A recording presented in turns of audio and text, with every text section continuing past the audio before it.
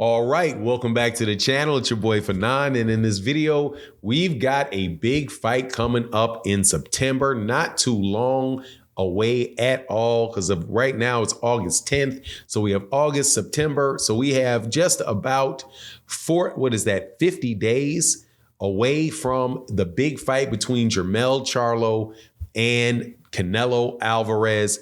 And Bernard Hopkins is giving a surprise assessment of the fight, which is that Jermell Charlo could be a nightmare for Canelo Alvarez. Let's talk about what he had to say and analyze it in this video.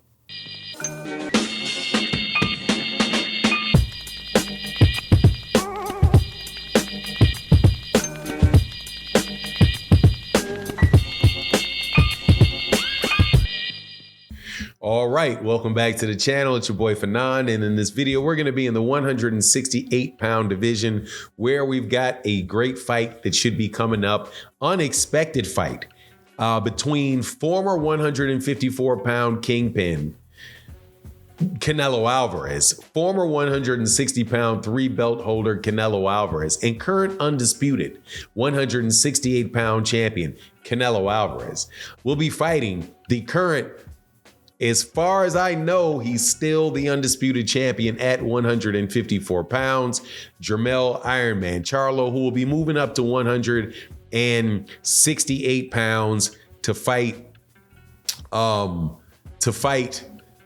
Canelo Alvarez in a fight that, I'm telling you, man, do not be surprised if something crazy goes on in this fight for several reasons. Now, Bernard Hopkins gives his opinion on it, and I want to talk about that. But before I do, welcome back to the channel. Thank you for your support to everybody that supports the channel, that comes by, checks out the videos, shares the videos, supports the channel, especially everybody that supports in the super thanks, which is a great way to sponsor videos like this.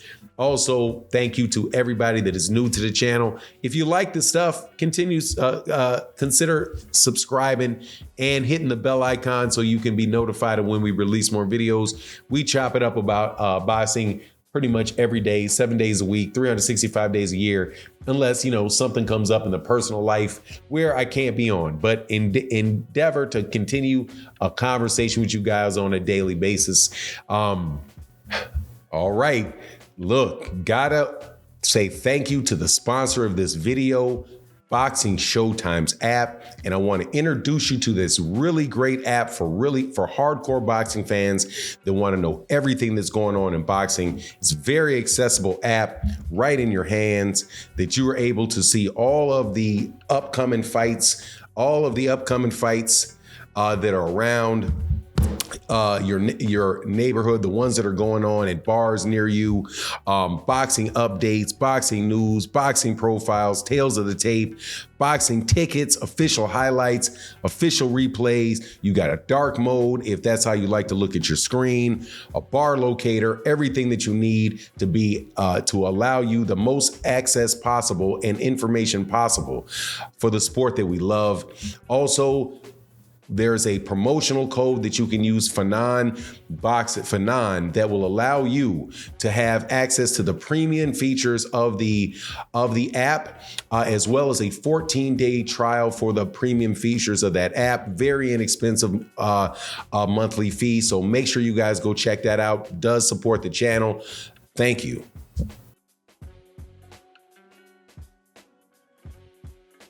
Bernard Hopkins, who's one of the best fighters of my lifetime, and I think is the best 160-pound fighter that we've seen since the mid-1980s, and maybe the best that I've ever seen. I would love to have seen a fight between Bernard Hopkins and Marvelous Marvin Hagler, but without a doubt, just a super fighter and a former promoter of Canelo Alvarez with Golden Boy Promotions, gives his 2 cents on the fight that's coming up with Jermell. And it is like, look, if Canelo Alvarez does not get Jermell Charlo out of there early, then it can be a real big nightmare for Canelo Alvarez, because as of recent, and I'm paraphrasing this, as of recent, Canelo Alvarez has been slowing down in the second half of fights. He slowed down in the second half of the fight with John Ryder. He slowed down in the second half of the fight with Gennady Golovkin. He slowed down in the entire fight with Dmitry Bivol. And so when people are looking at this fight with Jermell and Canelo, I think people kind of get these rosy, look at it through like rose-colored lenses, at least Canelo fans, and thinking that, look, man, Canelo Alvarez is, even though he's the same age as Jermell Charlo, he's the same physical age as Jermell Charlo, he is not the same like boxing age as Jermell Charlo. Also, even though he is fought at 175, fought at 168, and fought at 175 and 168, and Jermell is moving up from 154, Jermell Charlo very well may be the bigger man in that ring, because Jermell has been cutting weight to stay at 154 pounds. And if you've ever been in the same proximity as Jermell Charlo, you will know that is a big boy, man. Jermell Charlo is no little dude, man. He's a little short of 6 feet tall, very big frame for a 154 pounder, and a guy that definitely can be fighting at middleweight, and a guy that can be fighting at super middleweight. He's a big dude.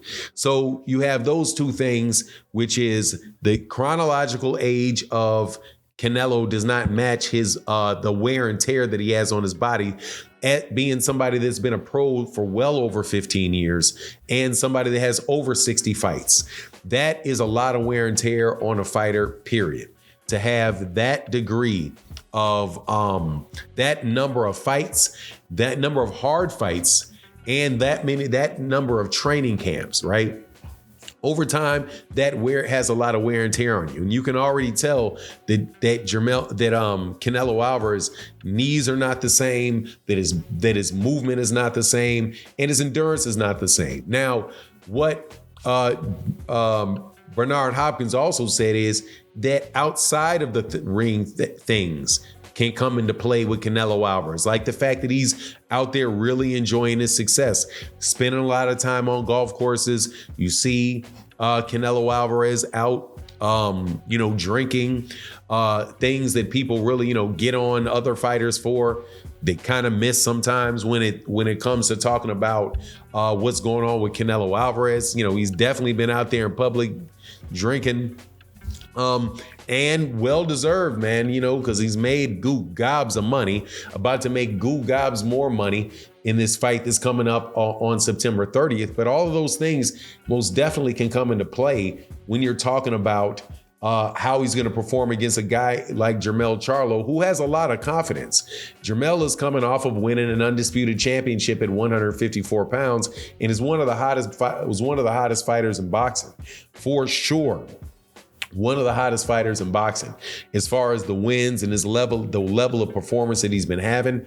That, hey man, Bernard Hopkins very well may be right. If Canelo doesn't get him out of there early, hit him with something really, really big, he could find out himself in there with a very fast, quick guy that has better foot at this point in time, is more agile with his feet, has also fought somebody that is in a come forward style his last two fights against Brian Castano.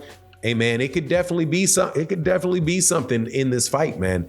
I do not write Jermell Charlo out. Now, if Canelo Alvarez wins, then obviously the question is, what does he do next? And will that be a Benavidez fight? Will that be a David Morrell fight? And the answer to that is no. More than likely not. I think that Canelo Alvarez is probably getting a little bit closer to retirement than he may see. But if he beats Jermell and he goes in there and fights David Benavidez and beats David Benavidez, I don't think that there's too much that can ever be said about Canelo Alvarez as a fighter again. As far as Jermell, though, obviously, there's talk about him moving back down and I don't even know if it's whether he wins or he loses. But if he wins, then he's going to have another rematch with Canelo, provided Canelo takes the rematch. You would have thought that he would have had a rematch with,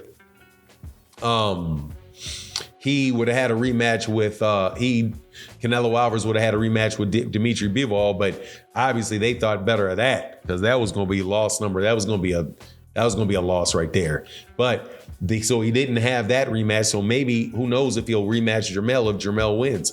But if Jermell wins, more than likely there'll be a rematch. And then there's the talk of the fight with Terrence Crawford. And that would put Jermell Charlo in great position to be one of the greatest fighters of this century. And way out of the blue, to win an undisputed title, to move up to 168 and win another undisputed title, and then to move somewhere in around 154 if he feels like making that weight again, 154, 160 to fight Terrence Crawford. If he can win that, man, that dude will most definitely be having an incredible career that nobody can say anything bad about. So this is a lot of really good drama and a lot of good stuff going on in boxing between all of these excellent fighters. However, obviously Jermell Charlo is going to be the massive underdog to both of them, no matter which way he goes. So hey, he's up against it. For somebody that is an incredibly accomplished fighter, he is very, very underrated. But anyway, that's my take on the matter. You let me know what you think in the comment section. And with that, I'm out. Peace.